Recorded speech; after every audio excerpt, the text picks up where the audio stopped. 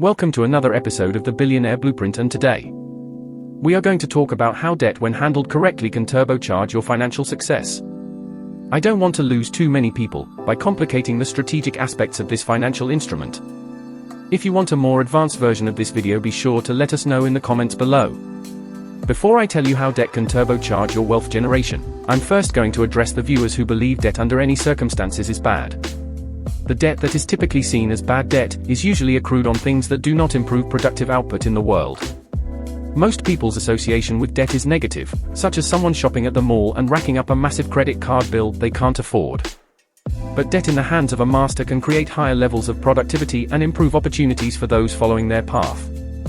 So are you saying that all I have to do is use debt on things that make me more money? Yes, but not quite. Debt and productivity exist in a balance that must be maintained to maximize a positive outcome. If too much debt is taken and not enough productivity is gained, then the debt can easily become something that hurts your ability to be productive in the future. This is the debt trap many people fall into. Simply being an investment-oriented debtor doesn't automatically make you not at risk of being chained down by your own debt. The United States' ever-growing national deficit should be a mascot of poor financial management of debt. Let's look at a good example.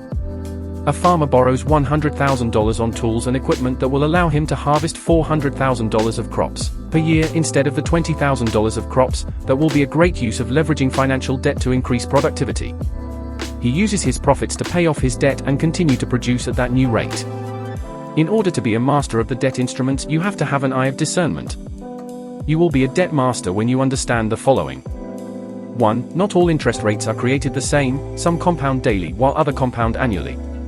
2. There are fixed interest rate debt tools and variable interest rate debt tools. Know what affects the variable rates and plan accordingly. 3. A master of debt decides on the rules for their debt while the novice accepts whatever rules the creditor presents. 4. Understand the power of uncollateralized debt and how you can scale debt using income instead of assets as collateral.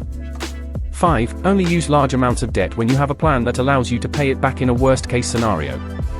Let's give you an example of how a novice will use debt vs a master in this next example. John is a novice at using debt. He wants to take out a business loan to start his party hosting business. He borrowed $50,000 from the bank to invest in throwing his first event. He got a fixed interest rate loan at 12% with a 60-month payment plan. John believes that if he can host successful parties, he should be able to satisfy the loan, but he has no data on how much money he can realistically expect from this business and the risks involved. He finds a venue that allows him to host a party for $25,000 for 8 hours and any damages that may occur. John agrees to those terms and begins to promote a club event at the venue. He believes that if he can fill the space up, he can easily get back the money on his investment. Each ticket John sold earns him $10 for easy math. John needs to sell 2,500 tickets to break even on the cost of renting out the space. John unfortunately fails and only sells 1,000 tickets by the party date. He now spent $25,000 on an event that only gave him $10,000 in revenue. So John is now in the hole for $15,000 on his investment, and he is due his first loan payment at the end of the month. John also received a bill later for damages that occurred during the party and accrued an additional $15,000 in expenses. John has officially become someone whose debt became greater than their productivity. Now let's look at Chad's approach. Chad is a Billionaire Blueprint student and understands sophisticated debt strategies. He is also going to venture in the party hosting business, but he takes a different approach than John. Before taking any debt out, Chad begins promoting a party that he hasn't even booked a venue for. This way he can project the amount of market interest in this business venture. The only risk Chad has is angering a few people if he can't get a venue at the scheduled date. Chad has created a RSVP system at the local colleges to gauge the amount likely to attend his party in a few weeks. Chad has 2,500 RSVPs at a ticket price of $10. But Chad is a Blueprint student, so he knows that he should budget for a worst-case scenario. Chad budgets for a scenario that only 40% showing up, which is about 1,000 people. Now that Chad has gotten a grasp of what he can expect revenue-wise, he goes to find a venue. Chad understands that this model isn't great for a bank loan, so he uses a debt agreement based on a shared revenue plan with the owner of the venue. The owner agrees to Chad's terms of splitting the entry income 50/50 with Chad, with a clause that if no one shows up, Chad owes them a day's worth of business revenue. Chad researched and found a venue that earns less in a day that Chad would earn from his RSVP list in a bad turnout scenario.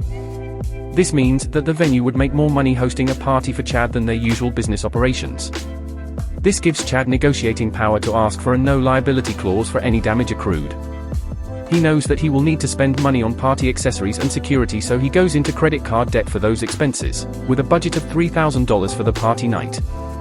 Chad used a bad turnout scenario to base his numbers. So let's do the total math.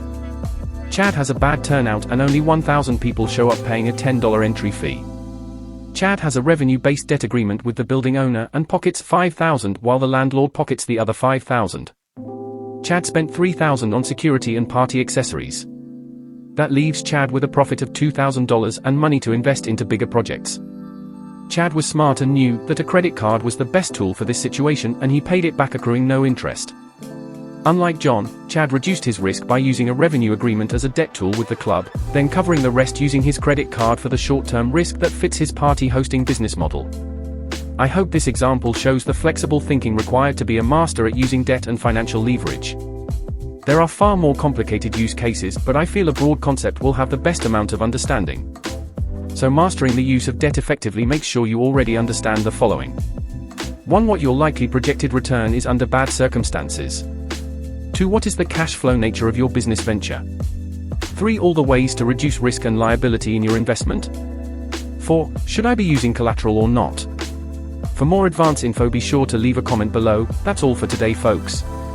Be sure to like and subscribe. You have just downloaded another piece of the Billionaire Blueprint. Until next time.